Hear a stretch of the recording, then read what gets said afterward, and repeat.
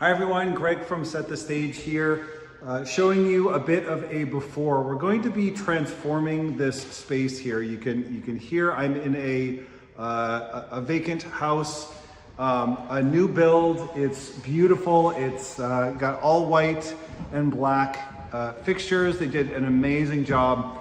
You can see a little bit of it behind me here. We have a lovely fireplace, open concept living area that transitions to a dining area and a nice big kitchen, as well as lots of space upstairs. So this is just a wonderful space to be in.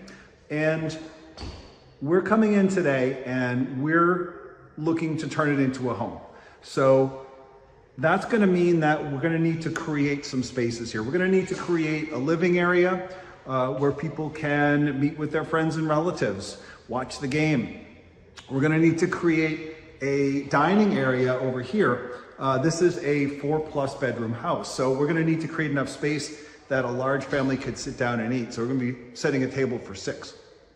And we also need to create a kitchen space where people can run down and have a cup of coffee or have a snack after school. And we're also keeping in mind that the people who come in here are going to be most likely a large family, and they're going to, sorry, I'm just waving the electrician in. You're fine, you can come in. We're also gonna create a bit of a TV area because, you know, sometimes mom and dad are in the living room and the kids just wanna watch a movie. So we're gonna create a space where they can do that as well. This is just to kind of give you some ideas in case you're wrestling with a similar space. Feel free to reach out with any questions, any comments, and I'll be back when we have set everything up and I can show you the after. Okay, so the house is staged, and before I show you kind of how it came out, I want to talk about some of the struggles that we had, because when I first walked into this space, I first thought, okay, I've got to figure out the dining table. And in a space like this, where we're going to be putting a table in kind of at a center of traffic area where people are going to have to be walking by, the first thing I usually think of is a round table because it helps with flow. But the more that I went with it and looked at our tables and pictured them in this space, the more I felt like, I think a rectangular table is going to make a difference. And I wanted to show you kind of what it looks like here. So, and I'll include some other pictures that kind of show it as well. I was worried if I put in a rectangular table that it was going to be too much in the way of the stairs, right? So you can see here, they're nearby, but here, if I move over here, right? If I'm running down the stairs at full speed, like there's nothing in my way, there's a full pathway. So we had the option to put this table in a space, in a part of the space that really lined up nicely when you walk in the door. I'm standing in kind of the entryway, and you can see how the symmetry is just lovely. It just creates a great impression. And it feels like still there's plenty of space, right? So when you look at this table, you can still see plenty of space on either side of the table, even though, I think it's an 80-inch long table, about 4 feet wide. So that's a big decision point. Are you gonna go round or you're gonna go rectangular? And even though, very often it can seem like round is the way to go, you gotta look at the space. So the space that I felt like we had for this was about 13 feet by 10 feet, 13 feet long. And that's what changed my mind. So whenever you have a space like, okay, well, that's gonna kind of lend itself to a rectangular shaped table. And it just made sense. And I think it was a good call. And also having chairs that could allow for a narrower profile. Like we have some chairs that are much bigger and bulkier. And that would have made this center part of the room feel a lot like it was taking up a lot more space. And so we didn't use them. And I think that was a good choice. And this is something, by the way, that I had a conversation with the team on before the decision was made. I said, here's what I'm thinking about. What do you guys think? And it really was a team decision.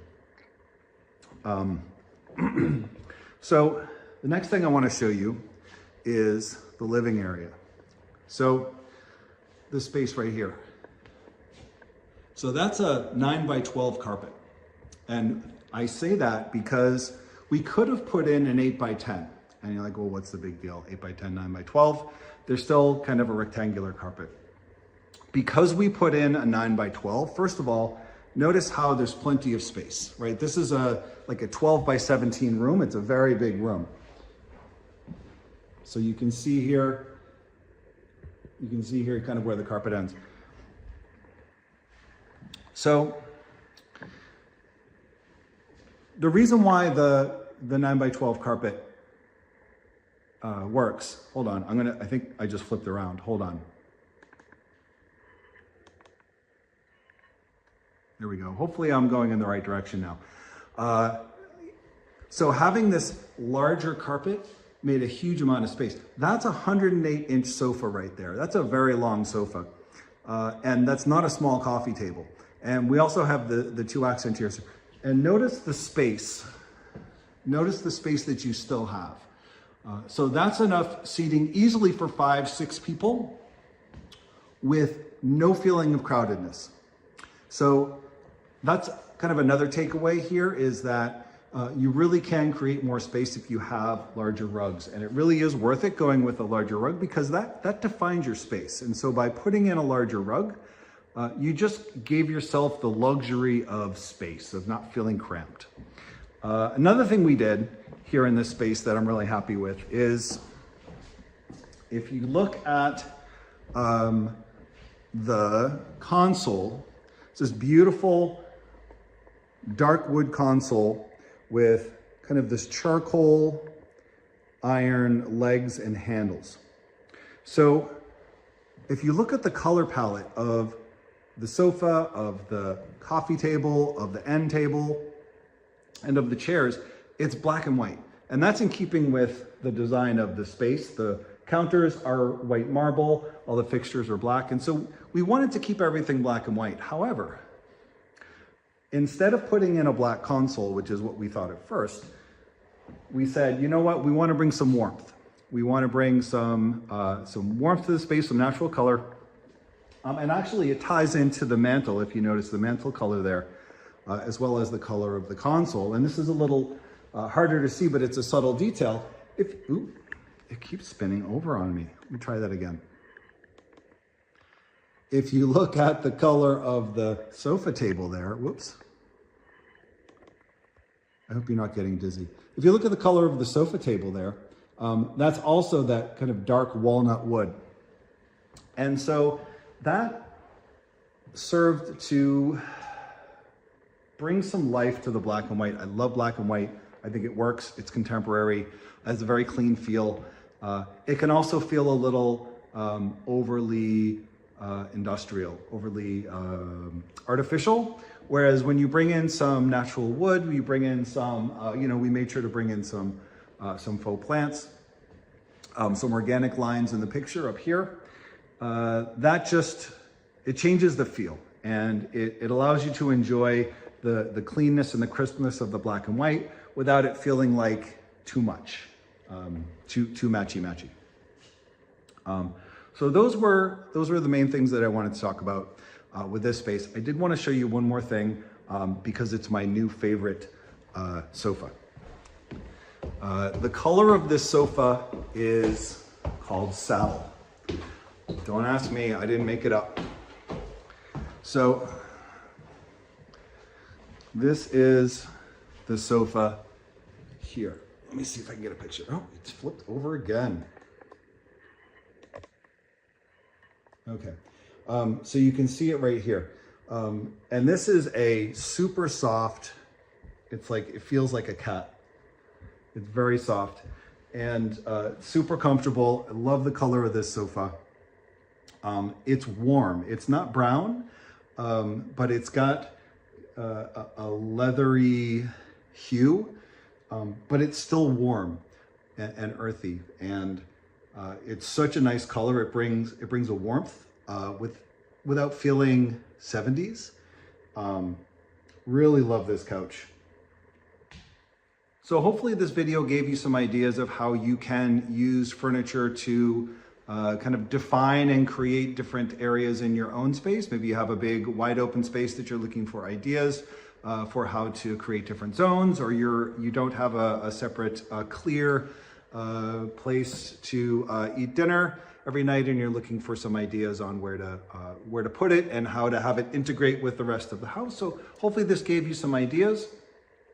Do please drop any comments that you have at the bottom, any suggestions, any questions, and hope you enjoy the video, and thank you for watching. Once again, I'm Greg with Set the Stage, and happy to be connected. Oh, before you go ahead and hit the like button, and don't forget to subscribe. We're going to be putting these videos out every week, and the goal really is just to share an enjoyment of furniture and making spaces that feel good to be in.